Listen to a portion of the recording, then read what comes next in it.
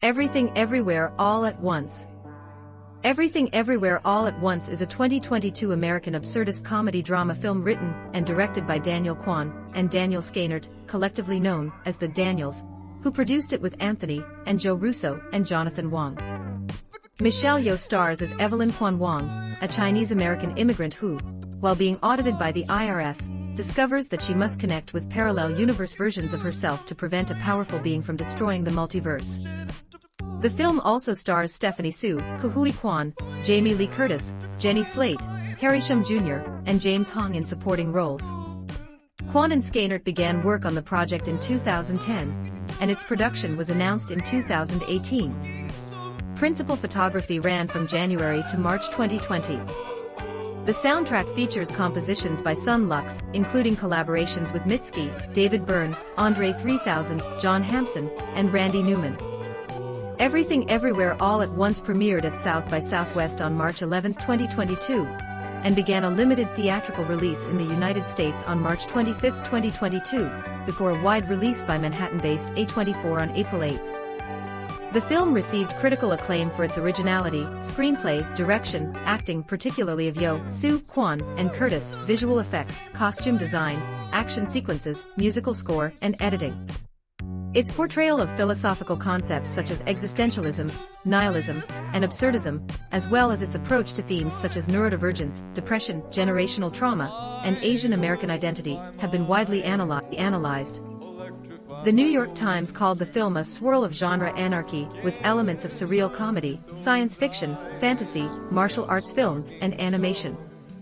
It grossed over $136 million worldwide, surpassing A24's previous best-ever grossing film, Hereditary, 2018. Everything Everywhere All at Once is estimated to be the most awarded film of all time. The film received a leading 11 nominations at the 95th Academy Awards, and won a leading 7 awards: Best Picture, Best Director, Best Actress, Yeoh, Best Supporting Actor Kwan, Best Supporting Actress Curtis, Best Original Screenplay, and Best Film Editing. It also won 2 Golden Globe Awards, 5 Critics' Choice Awards including Best Picture, 1 BAFTA Award, a record for SAG Awards including Best Ensemble, a record 7 Independent Spirit Awards including Best Feature, and swept the 4 major Guild Awards DGA, PGA, SAG, and WGA.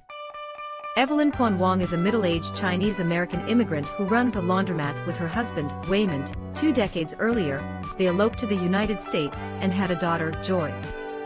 In the present day, the laundromat is being audited by the Internal Revenue Service, IRS. Waymond is trying to serve Evelyn divorce papers in an attempt to get her attention so they can talk about their marriage. Evelyn's stern and demanding father, referred to as Gong Gong, Cantonese for grandfather, is visiting for her Chinese New Year party, and Joy is dealing with depression and has a strained relationship with her mother, stemming from Evelyn's reluctance to accept Joy's lesbian relationship with her non-Chinese girlfriend Becky. At a tense meeting with IRS Inspector Deirdre Boberdra, Waymond's body is taken over by Alpha Waymond, a version of Waymond from the Alphaverse. Alpha Waymond explains to Evelyn that many parallel universes exist because every life choice creates a new alternative universe. The Alphaverse, led by the late Alpha Evelyn, developed verse-jumping technology, which enables people to access the skills, memories, and bodies of their parallel selves by performing bizarre actions that are statistically unlikely. The multiverse is threatened by Jobu Tupaki, Alpha Joy, whose mind was splintered after Alpha Evelyn pushed her to extensively verse jump. Jobu experiences all universes at once and can verse jump and manipulate matter at will. She has created a black hole-like everything bagel, topped with everything, which appears as a toroid singularity that could destroy the multiverse. Evelyn is given verse jumping technology to fight Jobu's minions, who converge on the IRS building. She discovers other universes in which she made different choices and flourished, such as becoming a kung fu master and film star. She also learns of Waymond's plans with the divorce papers. Alpha Waymond believes that Evelyn, as the greatest failure of all Evelyns in the multiverse, has the untapped potential to defeat Jobu. Gong Gong is taken over by Alpha Gong Gong, who instructs Evelyn to kill Joy to stop Jobu from using her to enter Evelyn's universe. Evelyn refuses and decides to face Jobu by gaining powers through repeated verse jumping. Alpha Gong Gong, convinced that Evelyn's mind has been compromised like Jobu's, sends soldiers after Evelyn. While they fight, Jobu locates and kills Alpha Waymond in the Alphaverse. As Jobu confronts Evelyn in her universe, Evelyn's mind splinters and she collapses.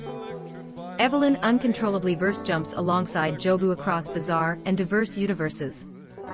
Jobu reveals she does not want to fight at all, but that instead, she has been searching for an Evelyn who can see, as she does, that nothing matters, while killing the Evelyns that do not agree with her. She brings Evelyn to the Everything Bagel, explaining that she wants to use it to allow herself and Evelyn to truly die. Upon looking into the bagel, Evelyn is initially persuaded, and acts cruelly and nihilistically in her other universes, hurting those around her. As Evelyn is about to enter the bagel with Jobu, she pauses to listen to Waymond's pleas in her universe for everybody to stop fighting, and to instead be kind, even when life does not make sense. Evelyn has an existentialist epiphany and decides to follow Waymond's absurdist and humanist advice, using her multiverse powers to fight with empathy and brings happiness to those around her. In doing so, she repairs her damage in the other universes and neutralizes Alpha Gong Gong and Jobu's fighters. In her home universe, Evelyn reconciles with Waymond, accepts Joy and Becky's relationship and tells Gong Gong of it, and talks with Deirdre after Waymond convinces Deirdre to let them redo their taxes. Jobu decides to enter the bagel alone while, simultaneously in Evelyn's universe, Joy begs Evelyn to let her go. Evelyn tells Joy that even when nothing makes sense and even though she could be anywhere else in the multiverse, she would always want to be with Joy. Evelyn and the others save Jobu from the bagel, and Evelyn and Joy embrace. Sometime later, with the family's relationships improved, they return to the IRS building to refile their taxes. As Deirdre talks, Evelyn's attention is momentarily drawn to her alternative selves, before she grounds herself back in her home universe. Everything Everywhere All at Once incorporates elements from a number of genres and film mediums, including absurdist comedy, science fiction, fantasy, martial arts films, and animation. A.O. Scott of the New York Times described the film as a swirl of genre anarchy, explaining that while the hectic action sequences and flights of science fiction mumbo-jumbo are a big part of the fun, and the marketing, they aren't really the point. A bittersweet domestic drama, a marital comedy, a story of immigrants striving, and a hurt-filled ballad of mother-daughter love. Laura Zornosa from the New York Times elaborates its addressing of intergenerational trauma through healing relationships. Additionally, Emily St. James wrote on Vox that the film is part of a rising subgenre of millennial parental apology fantasy, imagining worlds in which parents and children reconcile. The film explores the meaning of life and various associated philosophies, particularly the opposites of existentialism and of nihilism. According to Charles Bramesco of The Guardian, the bagel of doom and its tightening grip on Evelyn's daughter lend themselves to the climactic declaration that there's nothing worse than submitting to the nihilism so trendy with the next generation. Our lone hope of recourse is to embrace all the love and beauty surrounding us, if only we're present enough to see it. This nihilism is also incorporated into the film's exploration of Asian American identity. And Anlin Chung wrote in the Washington Post, "It's not only that the multiverse acts as a metaphor for the immigrant Asian experience, or a convenient parable for the dislocations and personality splits suffered by hyphenated, that is, Asian American citizens, including LGBT culture. It also becomes a rather heady vehicle for confronting and negotiating Asian pessimism, a term she uses in reference to Afro-pessimism." Consequences. Clint Worthington wrote that for all its Dadaist absurdism and blink if you miss it pace, Daniels weaves the chaotic possibilities into the multiverse into a cohesive story about the travails of the road not traveled, and the need to carve out your own meaning in a meaningless universe. Describing Jobu Tupaki's modus operandi, Worthington notes the living contradiction that is the everything bagel. If you put everything on a bagel, what more is left? And if you've experienced everything that the multiverse can offer, what's the point of any of it? Kwan said that the everything bagel concept did two things. It allowed us to talk about nihilism without being too I-roll-y. And it creates a MacGuffin, a doomsday device. If in the first half of the movie, people think that the bagel is here to destroy the world, and in the second half you realize it's a depressed person trying to destroy themselves, it just takes everything about action movies and turns it into something more personal. The writer George Gillett argues that the movie is a coming-of-age film for the internet generation, with the multiverse resembling virtual environments which viewers increasingly exist within. The film engages textually and metatextually with the real world of the viewer.